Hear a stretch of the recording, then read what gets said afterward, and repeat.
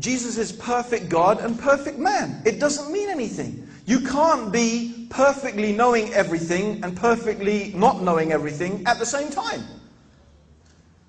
And for someone who often says, well, God can do anything, of course there are many replies to that. One of them is to answer it with another question. Well, can God do something evil? If He's a good God, and He is a God who is all good, can He do evil?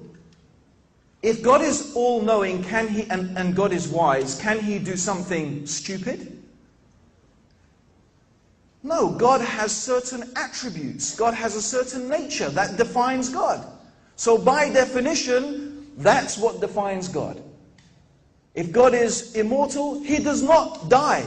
If God is self-sufficient, He does not eat and breathe.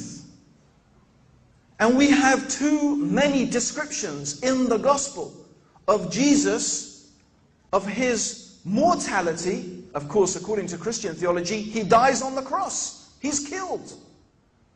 Can you kill God? According to the Bible, Jesus doesn't know things. He's ignorant of things. He is weak. He forgets.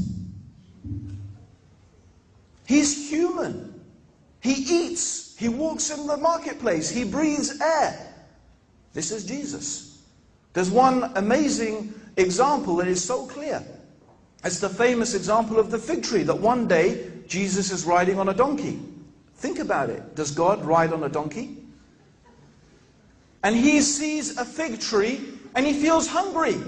So God is hungry. And He wants to eat some figs. So He goes to the fig tree and He finds there's no figs on the tree. That means from the donkey to the fig tree, He couldn't see whether there were figs or not. Is that someone who sees everything? He didn't even know there were no figs on the tree. And it becomes more surprising because when there were no figs on the tree, it says, because it wasn't the season for figs. So He didn't even know when the seasons were, and He's supposed to be the creator of the seasons. So we've got a God riding on a donkey who gets hungry, okay, who doesn't know whether there's figs on the tree and doesn't even know the seasons of the figs, right?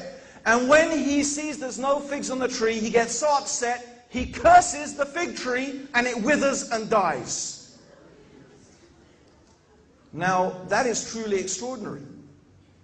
Because most Christians would say in defense is that, no, all of that was the human side of Jesus. The human side of Jesus was His riding on a donkey, His not knowing, His feeling hungry.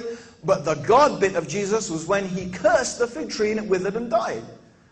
Now, the extraordinary thing is that you have the divine side of Jesus, therefore, acting upon the human side and depending upon it. What does this mean? How can this ever be a truth?